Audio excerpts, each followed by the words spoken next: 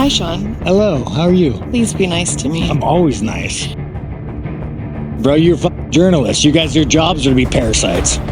You don't have any insight. Nothing. You are an infection. You are the definition of weakness. Everything that is wrong with the world is because of fucking you. You want to look at the fucking enemy to our world? It's that motherfucker right there, asking these stupid fucking questions. 이 남자는 스스로를 사이코패스라고 말합니다. What do you make of Sean Strickland? He's kind of one of those guys that just has no filter. Do you follow his stuff? What are your thoughts on him? The guy's an awesome fighter for sure. Like, I would love nothing more than to kill someone in the ring. Nothing more. To make me super happy. I would own that shit too. If it wasn't fighting, bro, I'd be in jail. I might have to say I'm sorry if the cops came, but I would own that shit. I truly have a deep down urge to kill somebody. Like, I can't, it doesn't go away. I think, judging by the things he says publicly, he's a bit of a psychopath. Like, maybe clinically is a psychopath. There's definitely something inside me that, like, tells me that, like, the moment I take someone's life, you'll be happy. And I would. Own it, man. Be a psychopath. It's fucking fun. 일반인도 때리고 Fuck you! Fuck me! Fuck you! Go! Come on, you fucking pussy! Throw, you motherfucker! Fucking throw that bitch! Let that bitch go! 유튜버도 때리고 What are you? I'm a guy, man. What are you? I'm an MMA fighter. Is he an influencer?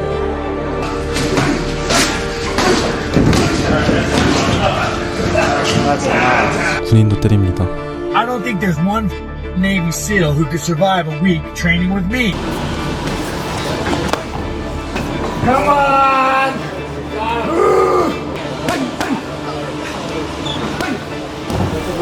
그리고 자신을 도발하면 절대 참지 않죠.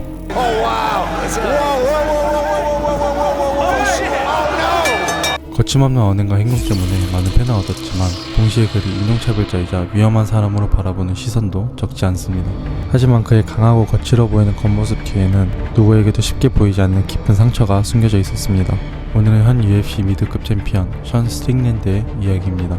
Bro, why are you so angry? Whenever Dreykus goes on there and, like, he jokes about that shit. Bro, you think your dad beat the shit up you? Your dad doesn't have shit on me. I'm gonna show you what it's like to beat you. Dude, I remember, like, laying in bed. Like, I remember I stopped believing in God, man. Like, fucking, like, I had fucking, yeah, it's crazy shit, dude. Crazy shit, man. Yeah. Every childhood memory you have is gonna come back when I'm in there with you.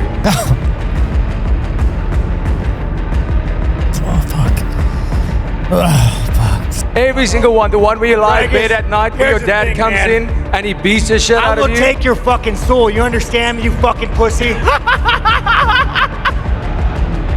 It's one of the hard things that people don't understand, like trauma, you know?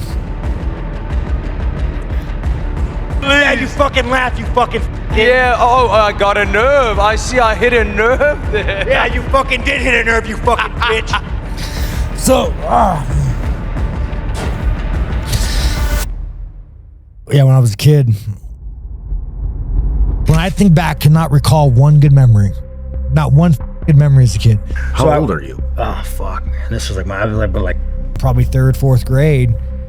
And fuck, man, I used to always sleep in my mom's room because I thought my dad was gonna kill my mom. I thought my dad was gonna fucking kill my mom. So every night, dude, I would go to bed thinking like, oh shit, my mom's gonna die tonight, you know? I'll never forget my fucking dad, dude. He fucking, like, when I was a kid, dude, he was like the monster, dude. He was like the fucking boogeyman.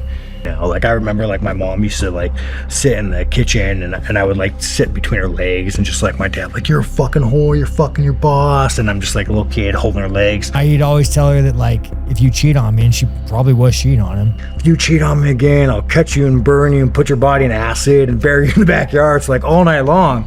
You're just, like, you're hearing this shit, right? And I'll never forget, like, he would talk about, like burning her face with acid. And mind you, I'm in elementary school. I'm in elementary school, right? So, like, I would always miss school because my dad would get home drunk, start drinking at like 6, and like just be up until like 3 a.m, just like tell my mom, tell my mom she's a whore, he's gonna kill her. Like, this is like every fucking night, every night. One day, dude, it was so fucked up. Like, it was just got a bad fight, like 3rd, 4th grade, and my dad's like, fuck that, he's not sleeping in here tonight. He's not, like, kick him out. And so I like army crawl under the bed, and I'm sleeping under the bed, right? Under the bed? I'm like laying on the bed, like just laying underneath the bed, like as they're fighting, because I think my dad's gonna kill my mom. But I remember laying under the bed, and like fleas were just like jumping all over me, you know. And I'm like, my dad gets on top of my mom. She says, like, I remember he said, like, I'm gonna kill you. I'm gonna fucking kill you tonight. And you were under the bed? I'm under the bed. So he starts strangling her, and I get out. And the only thing I can see is a guitar. I just fucking crack him in the head, call the cops. And then he gets I run down the street, calls the cops, gets arrested. My dumbass mom bailed him out of jail. I'm up till 3 a.m. And I couldn't stay awake in school. And I would just sleep all day long. Just, you know, lay on my desk and just sleep all through school. It's funny, I had this one teacher and I kept falling asleep at my desk. And my teacher took my desk away from me and she made me like stand up.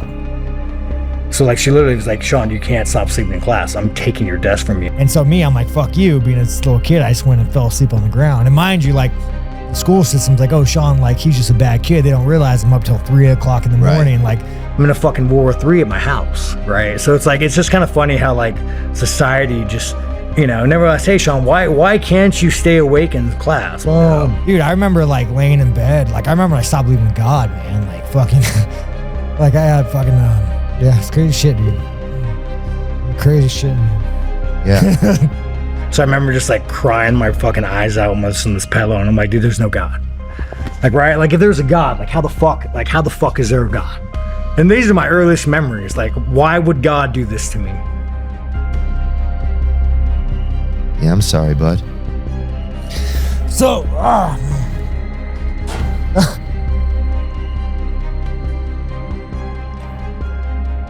fuck.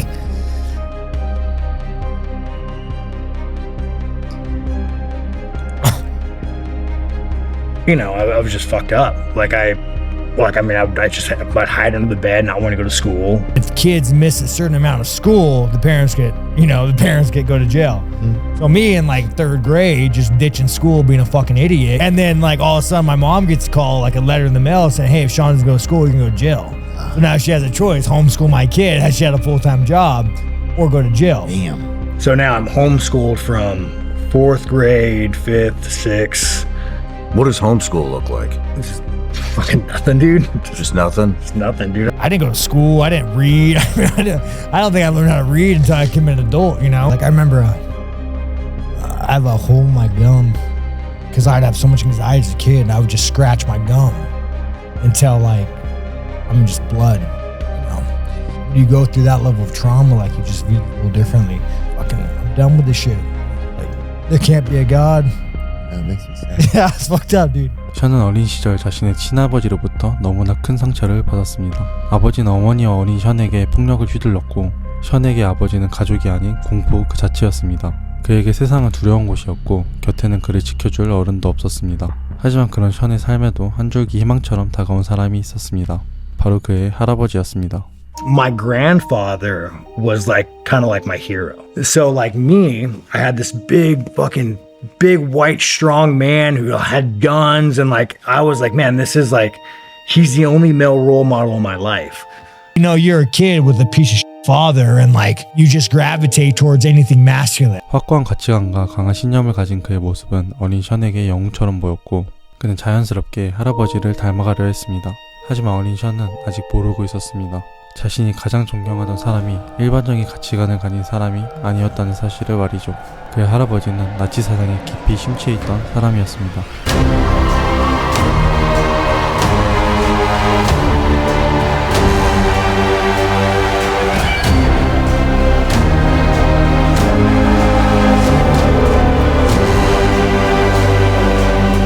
The most racist motherfucker you will ever meet. So I started like gravitating towards like these racist, crazy, violent ideas. At the time, I hated my dad so much, he's just what I latched onto. And all he would talk about, racist, fucking blacks, fucking Mexicans, racist. So it's just like, I assumed that identity. Like there's this movie, American History X. I mean, that was like who I wanted to be. Red laces, swastika, like that was like, man, that's who I want to be.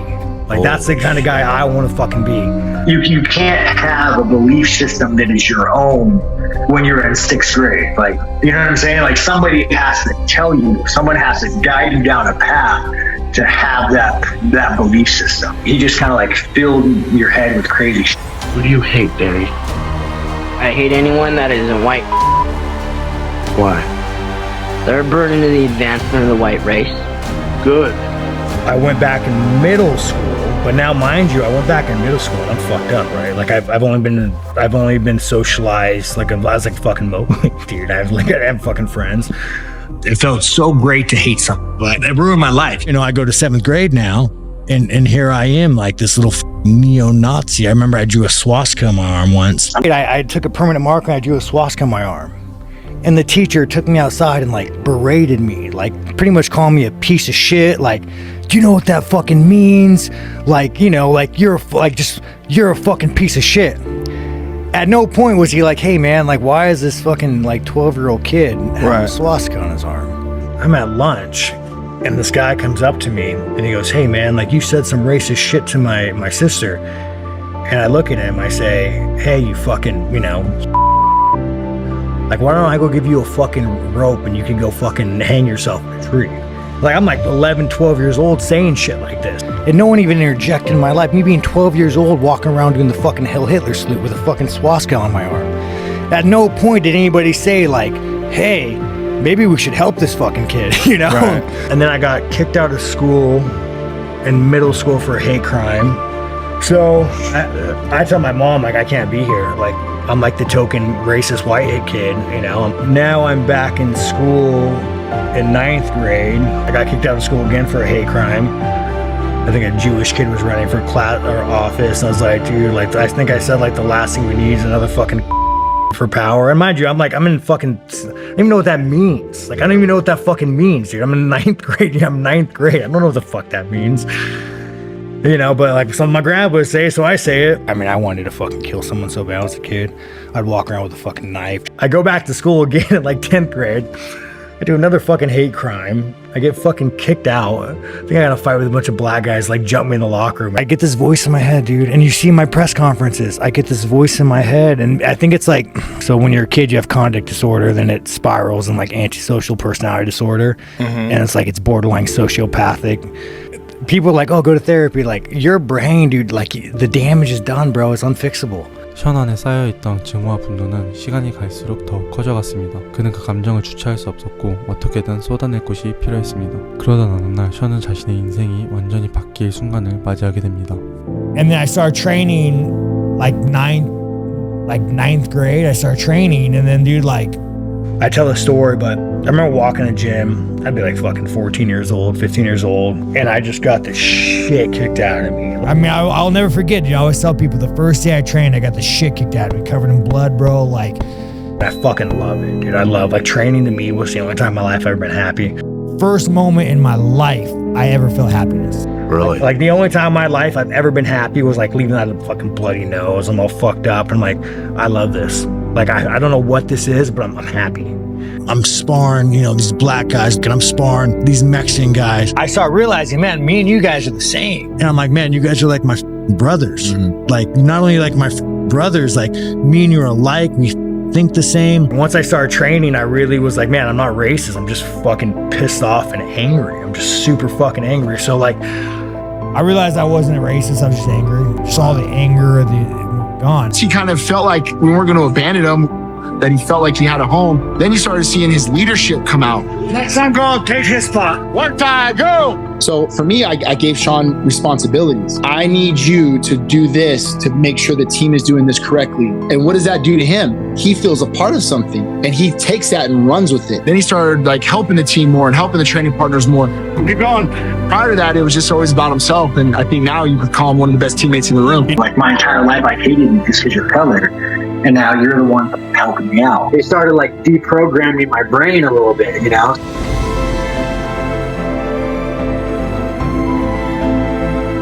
I wanted to get away from like Sean, the little kid, and I wanted to like recreate my identity. So I grew my hair out long And I mean, they used to call me, like, my nickname in training was Hate, like Sean the Hate Strickland, just because like everything in me was just hate. Fucking hate the color of the wall, fucking hate you, hate this, hate him. Like everything with me was just like, the only thing I felt was just hate for everything. If it wasn't fighting, bro, I would be jail. I'd be in jail. Like it's not like to have like, you don't understand. Like I truly have a deep down urge to kill somebody. Like I can't. It doesn't go away. When I train, it gives me tools to process it. But like, there's definitely something inside me that like tells me that like the moment I take someone's life, like you'll be happy. I mean, like 7th grade, I think my math teacher, history teacher, Miss Wadja, she looked at me and she's like, Sean, they build prisons for people like you. Society doesn't help people who are done. They isolate you. They do well at saying, hey, this kid is going to be a problem. We just got to, like, he's like cancer. We just can't let him infect other people. Let's put him away. I used to blame everything and everyone. I didn't get no answers because I was asking the wrong questions. You have to ask the right question. Of what? Has anything you've done made your life better?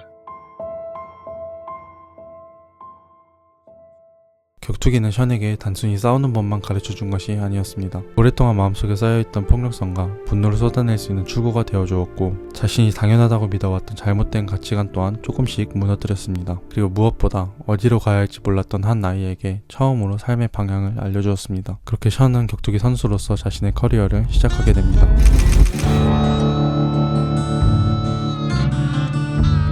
You see people go through their life and it's boring, it sucks. Every day they wake up in routine, they go to the job, they sit by the pool, they grab a beer, they drink, and they're just waiting to die. I love what I do. It's scary, it sucks, man, but you're in there and it's like, it's meaningful. It's the only kind of meaning that we have in our life. It's real. Guys get hurt, guys can bleed. Like, it's something so primitive that, like, as much as I hate being in there and I think it shortens my life because the mental mindset, man, like, it is the only time I feel like I'm alive. It's the only time that I feel like I'm just not waiting to die when I'm in there fighting. And even though I hate it, it gives me purpose. Sean Strickland. 그리고 2023년 9월 UFC 293 아동학대를 당하던 한 소녀는 결국 UFC 챔피언 벨트를 걸고 싸우는 자리까지 올라오게 됩니다. UFC 293 is in Sydney, Australia. Israel Adesanya defends his middleweight title against 5th ranked Sean Strickland. 그의 앞을 막아선 상대는 당시 미들급을 완전히 지배하고 있던 이스라엘 아데산야였습니다. 알렉스 펠레이라에게 복수까지 성공하며 다시 한번 최전성기를 달리고 있던 아데산야였기에 당시 대부분의 팬들과 전문가들은 스트릭랜드의 패배를 예상했습니다.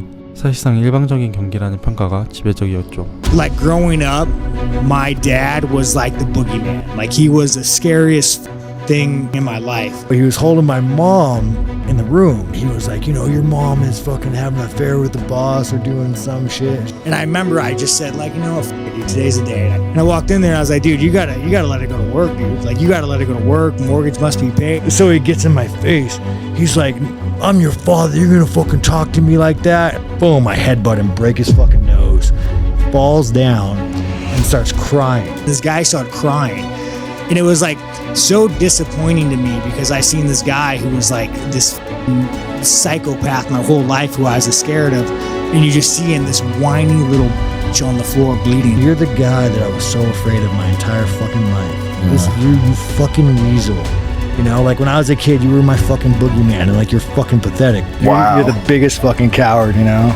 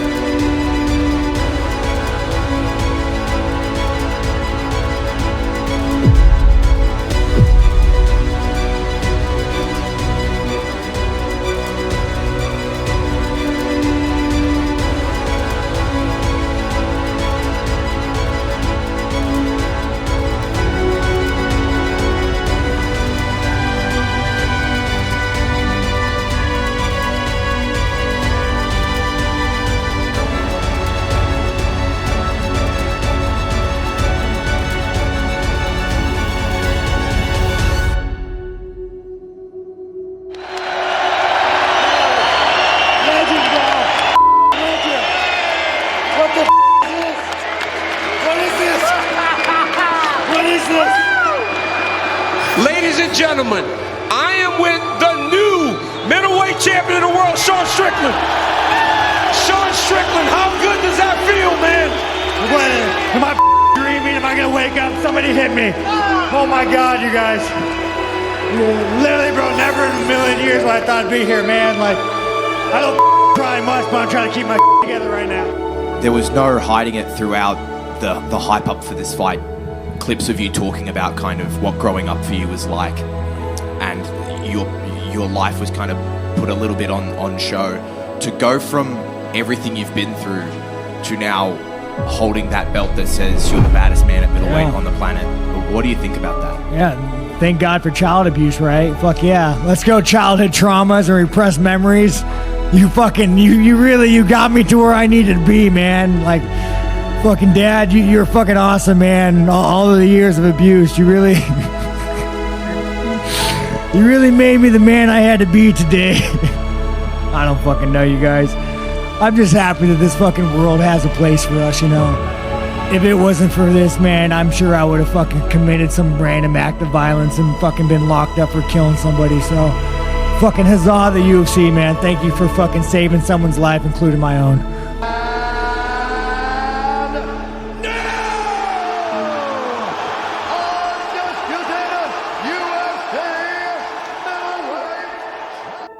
그렇게 션은 첫 번째 타이틀 방어전에서 패배하며 챔피언의 자리에서 내려오게 됩니다. 하지만 2026년 5월 그는 다시 한번 타이틀에 도전할 기회를 얻게 되죠. 그의 상대는 함자트 치마예프였습니다. 그는 션을 상대로 2번이나 이겼던 딥플래시를 압도하며 챔피언 자리에 올랐기 때문에 이번에도 션은 엄청난 언더독으로 평가받았고 대부분의 사람들은 그의 패배를 예상했습니다. 하지만 모두가 치마예프의 승리를 예상하고 있을 때 션은 묵묵히 자신의 승리를 준비하고 있었습니다.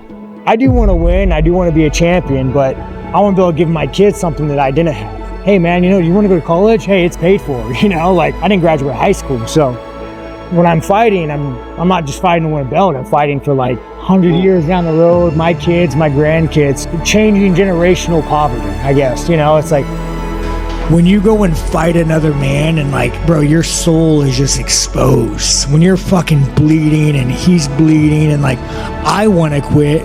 He wants to quit. We don't want to be there. You just have this level of respect for one another that it like transcends race, religion, like nationality, country. It's something that you just don't know. After like you kind of become someone's brother after you and him try to die. Win or lose, you know.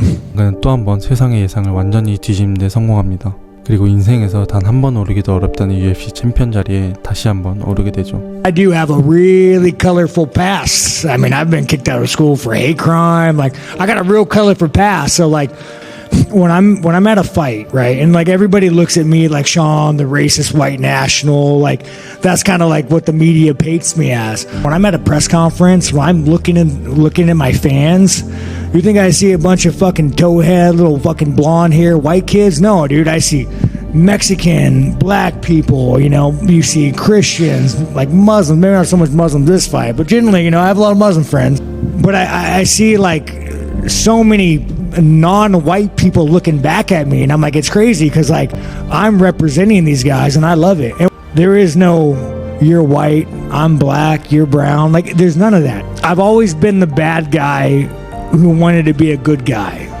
and I've always wanted to be the good guy, but you know, teachers, courts, you're always told you're a fucking piece of shit. You are a bad guy. Like I said, my 7th grade teacher, Miss fucking Wajda, or 8th grade teacher, Sean, they build prisons for people like you. So eventually you're like, dude, I'm just a bad guy. I'm a piece of shit. But like through fighting, man, you guys know, I go to a gas station, some guy shakes my hand and like says, hell yeah, you're Sean Strickland. Like through fighting, I've really discovered self-worth. And I've never had that, and I would never have had that if it wasn't for fighters. I think what really helps me is just focus on like being a man, is having a mortgage, you know, having a wife, like all the shit that I never thought made me happy before, that I always thought was like a weakness. I'm trying to find, like, it makes me happy. To be honest, Puppy's the man I want to be. He's married, he's a father, he's a hard worker. Puppy's a bigger man than I could ever hope to be, but man, I respect the hell out of you. 션은 아무것도 모르던 어린 시절 폭력과 증오, 편견을 배우며 자라왔습니다. 그리고 그는 그 어린 시절부터 배워왔던 자신 안에 깊숙이 자리 잡힌 증오와 아직까지도 싸워가며 살아야 하죠. I truly have a deep down urge to kill somebody. Like I can't, it doesn't go away. there's definitely something inside me that like tells me that like the moment I take someone's life, you'll be happy. The only thing that I truly want is the fucking like make somebody hurt. Fucking hurt, yes. You know, and then the problem is like it makes me volatile. So I don't really, even to this day, like I don't go out much. You can't trust yourself, probably. I can't trust myself. 하지만 증오를 배울 수 있다면 사랑 또한 배울 수 있다는 말이 있습니다. Riding home on my motorcycle, like I'm just so angry where I'm like, I have to hurt somebody. And there's this guy on a motorcycle riding slow. So I cut him off. He's like, hey, puts his hand up. I'm like, fuck you. And we park and I take my helmet off and I'm walking up just to hit the guy. And I think about this all the time. And like, he asked me like, hey, you doing all right? You know, like, are you doing all right? And at the moment I was like, oh no, and I walked away. But I think about that all the time. Like, at no point in my life, no one's ever asked me like, hey dude, are you doing all right? I wish I could just find that cop and be like, man, like that small interaction like kind of changed my life.